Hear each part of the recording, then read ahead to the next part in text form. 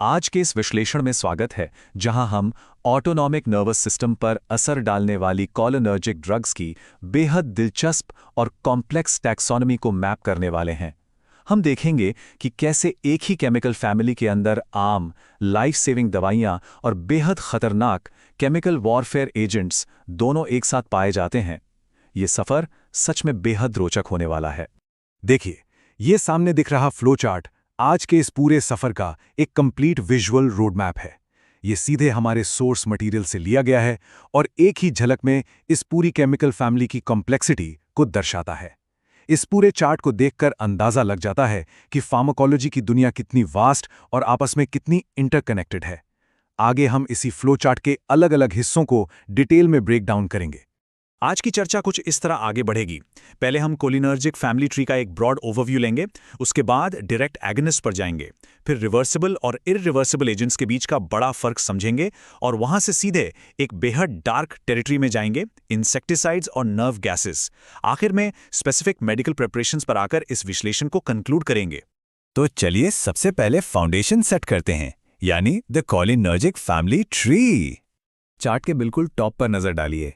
यहाँ जो सबसे पहली ओवरआर्चिंग कैटेगरी मिलती है वो है कोलिनर्जिक ड्रग्स, जिन्हें कोलिनोमिमेटिक्स या पैरासिम्पैथोमिमेटिक्स भी कहा जाता है। असल में ये ऐसे केमिकल एजेंट्स हैं जो हमारे ऑटोनॉमिक नर्वस सिस्टम पर डायरेक्टली काम करते हैं। इनका मेन ऑब्जेक्टिव क्या है? पैरासिम्पैथेटिक नर्वस सिस्टम के इफेक्ट्स की बिल्कुल सटीक नकल करना, यानी उन्हें मिमिक करना। ये एक सिंगल मैकेनिज्म ही वो आधार है जिस पर इस फैमिली की हर दवा टिकी हुई है। अब यहाँ ध्यान देने वाली बात यह है कि फैमिली ट्री का पहला सबसे बड़ा विभाजन यहीं होता है। लेफ्ट साइड में है कोलिनर्जिक एगोनिस्ट जो सीधे तौर पर रिसेप्टर से जुड़कर काम करते हैं, और राइट साइड में है एंटी कोलिनेस्टरेज। ये एंटी कोलिनेस्टरेज एक एंजाइम को ब्लॉक करके इनडायरेक्ट तरीके से अपना असर दिखाते हैं। ये प्राइमरी क्लासिफिकेशन आगे की पूरी कहानी समझने के लिए एब्सोल्युटली क्रूशियल है। तो पहले इस ट्री के लेफ्ट साइड पर फोकस करते हैं, डायरेक्ट कोलिनर्जिक एगोनिस्ट्स। यहाँ दो क्लियर सब कैटेगरीज देखने को मिलती हैं, कोलिन एस्टर्स और एल्कलॉइड्स। कोलिन एस्टर्स के अंदर एसिटाइल कोलिन, मेथाकोलिन और बेथानिकॉल जैसे नाम आते हैं, जो आमतौर पर बॉडी में नेचुरली पाए जाते हैं। वहीं दूसरी तरफ एल्कलॉइड्स ग्रुप में मस्करीन और पाइलोकार्पिन है, जो अक्सर नेचुरल सोर्सेस से आते हैं। फार्माकोलॉजी में ये डिस्टिंक्शन सच में बहुत इंपॉर्टेंट है, क्योंकि एक ड्रग का केमिकल स्ट्रक्चर डायरेक्टली डिसाइड करता है कि उसका एब्जॉर्प्शन कैसा होगा और उसका असर आखिर कितनी देर तक रहेगा। अब वापस आते हैं राइट साइड वाली ब्रांच पर, जो कि एंटीकोलिनेस्टरेजेस की है, और यहाँ पर क्लासिफिकेशन एक बहुत ही इंटरेस्टिंग और वाइटल डाइकोटॉमी पेश करता है, रिवर्सिबल वर्सेस इरिवर्सिबल। पहले इस रिवर्सिबल ब्रांच को देखते हैं। इसमें मेडिकल साइंस में यूज होने वाली बहुत सी जानी मानी दवाइयां हैं, जैसे एक्रिडीन्स में टैक्रीन और कार्बामेट्स की एक काफ़ी लंबी लिस्ट है, जिसमें फिजोस्टिगमिन से लेकर गैलेंटामीन तक शामिल हैं। इन सब में ख़ास बात यह है कि इनका असर रिवर्सिबल होता है, मतलब ये कुछ वक्त के बाद एंजाइम से अलग हो जाते हैं, जो इन्हें सेफली थेराप्यूटिक बनाता है। पर अब जरा इस इरिवर्सिबल ब्रांच पर गौर कीजिए।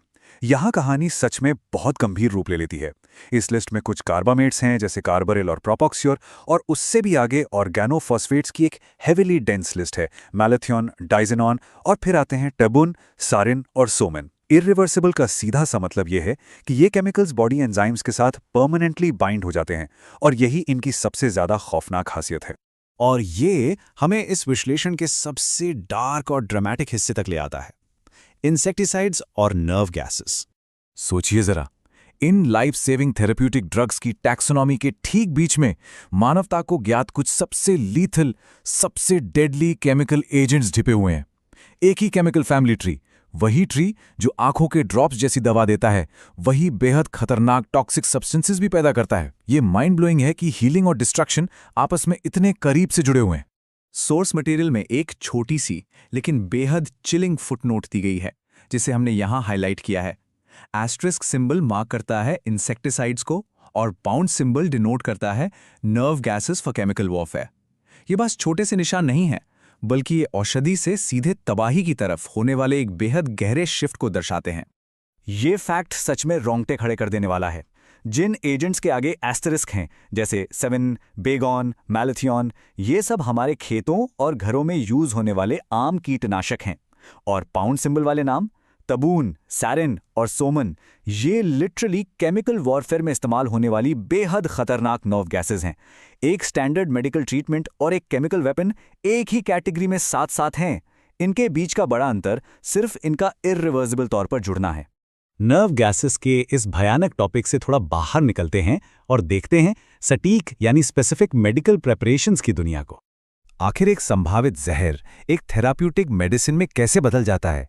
इसका सीधा सा जवाब है सटीक फॉर्मुलेशन और माइक्रोडोसिंग। मेडिकल साइंस इस ड्रग फैमिली की रिवर्सिबल और एगनिस्ट ब्रांचेस को बेहद केयरफुली हार्नेस करती है ताकि टॉक्सिसिटी को बाईपास करके सिर्फ और सिर्फ हीलिंग को टारगेट किया जा सके। इस टेबल पर गौर कीजिए, यहाँ safety parameters perfectly laid out हैं। उदाहरण के लिए फिलोकार्पिन को ही देखिए। आंखों में डालने के लिए इसका कॉन्सेंट्रेशन स्ट्रिक्टली 0.5 से लेके 4% तक ही सीमित है। थोड़ा सा भी ज्यादा और ये फायदे की जगह सीधा नुकसान करेगा।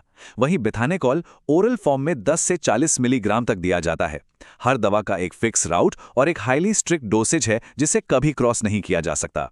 मॉडर्न मेडिसिन की प्रिसिजन देखनी हो तो आगे की इस लिस्ट को देखिए। यहाँ अल्जाइमर्स जैसे कंडीशंस में यूज होने वाली दवाइयाँ हैं। रिवास्टिग्मीन की शुरुआती डोज सिर्फ 1.5 मिलीग्राम होती है। और डोनापीजिल को देखिए, जिसे दिन में 10 मिलीग्राम से ज्यादा किसी भी हाल में नहीं दिया जा सकता। इन छोटी छोटी मेजरमेंट से साफ समझ आता है कि मेडिकल स्पेशलिस्ट कितने एक्सट्रीम कैलकुलेशंस के साथ इन केमिकल्स को आम लोगों के लिए सेफ बनाते हैं।